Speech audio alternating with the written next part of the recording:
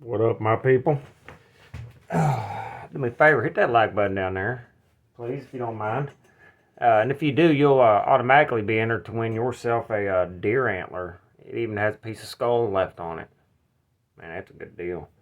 Um, Also, please make sure you check out DNKKnives.com. They are who is responsible for a lot of the content that comes from this channel, and it's very much appreciated.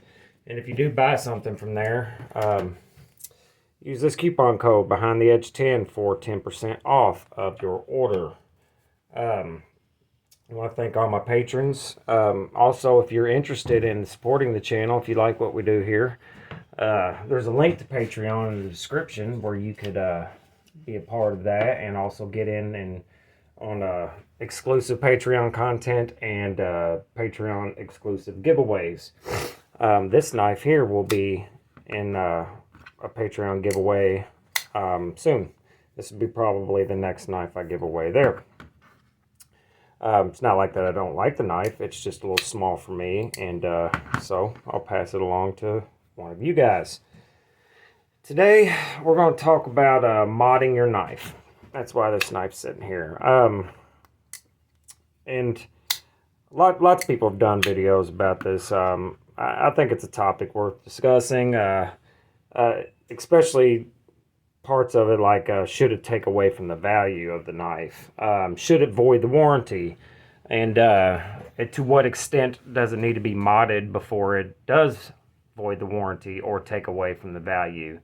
Should it add value? Like, to me, this knife is now worth more money because of the scales that are on it. Some people would look at it the other way. And believe it or not, it's about a 50-50 split in the community on whether mods are cool or a waste of money. Some people even mod every freaking knife they own, which is cool. That's their prerogative, and you know, they want to make it their own. And some people just like modding shit. And like my buddy Satu Dave, he just likes to mod knives. Actually, I have one of his knives here. I have a few of his knives, but this is a Chris Reeves, arguably a perfect knife. But if you might not be able to tell, a lot of people will. It has been modded. It has different thumb studs on it that make it far and away better, because the only real complaint about a Chris Reeves knife, in my opinion, that I've ever had a complaint about is the terrible thumb studs.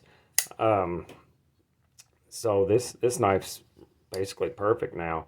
And the S35VN has not always been my favorite either, but I believe this one's either S45 or Magna Cut.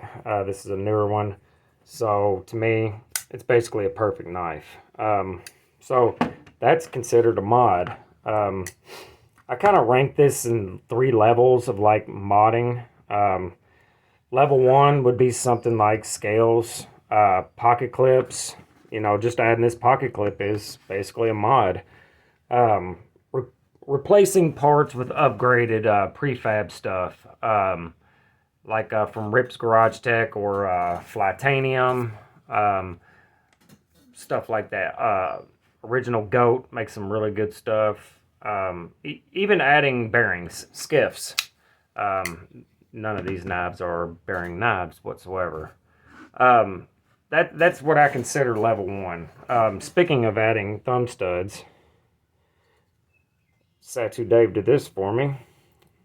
He basically made this double better. Basically made this knife a keeper for me. I do enjoy this knife, but I'm just not a fan of flipper only. This is the American Blade Works Model 1. I loved the knife. Still love the knife. But making it a thumb stud deployment along with the flipper makes it just a better knife for me. I would have probably kept it anyway because I do appreciate the knife quite a bit. But now it is going to be one of my favorites. Ergos are great. Thumb studs are not in the cutting path. They are basically in a perfect position for a reverse flick. And the thumb flick works well also. And there's some good looking thumb studs. So I want to thank Dave for that as well. Back on topic. Sorry about that. Another level, level 2, what I call level 2. All this is opinions also, in case you guys didn't know, which I'm sure you did. Level 2 would be like doing anode work, anodizing. I don't have anything here that's been anodized. Or drilling and tapping. Let's say drilling holes for studs, or tapping for a pocket clip. Stuff like that is basically what I call level 2. That's getting a little bit stepping up in the skill level. And then level 3 is a whole nother world. That's when you get into doing like a complete refinish of a knife. Like this finish has been blasted and then completely refinished, and it's gorgeous. This is also one of Dave's knives, which we will be talking about before long. Removing material. You see it a lot with the what knife is that? The smock, the Spyderco smock. They'll chop it down and then cut the blade down as well to make the mini smock. When you're removing material, or say you want to make this shaped different, or a skinny mod, and you want to take off the finger grooves out of this, removing that material is a task, and that is a major modification. Reblades. I think reblades is a cool thing because, you know, like the 80-20 .5s that are rebladed by Transparent Knives with some awesome Magna Cut blades and 10V blades. To me, that just makes that knife exponentially better, and I dig it. I dig what he does. Or doing inlay mods where you remove this inlay and inlay it with something else you want. Now that's a high level mod right there. And if it's done correctly and done well, I don't think it should mess with the warranty. I don't think it should mess with the value of the knife. If anything, it should absolutely raise the value of the knife. But, you know, that's just... Ultimately, everybody just needs to do what makes them happy. And, you know, it's just like modifying your vehicle. I have a truck. I have a Chevy.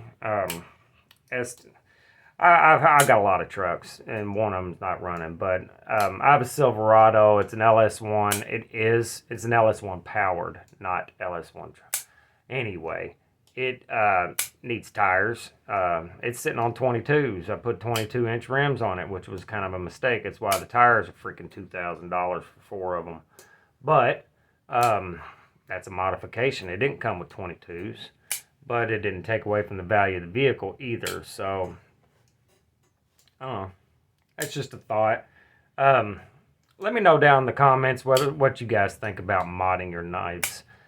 I personally think it's cool, and if it's done well and it's done correctly, I don't see anything wrong with it at all. And I don't understand. And if you don't think modding your knife is worth doing, or you think it's stupid, let me know why you think it's something that should not be done. Why should it not be modified? Yeah, and that's all I got for you guys today. We are going to have lots and lots of content coming up. I've been doing the absolute best I can with keeping content coming in. I have a couple more knives on the way that we will be doing videos on, and then I'm working on other ways to get more content knives. As you know, it's just impossible to afford everything that comes out. And I know I don't do a lot of brand new stuff, the stuff that just comes out. I am being proactive. I do contact every maker that I possibly can think of. For the most part, they don't even answer me. But then, you know, and the other ones that do answer basically are, you know, they're just like, fuck off, cunt. We don't, you ain't big enough. We don't care. So, I am working on it, just so you know. So there's that.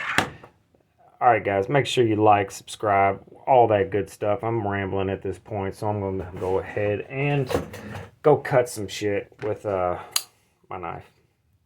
Y'all have a good one. Be nice to each other. Love each other. Don't be a piece of shit. Later.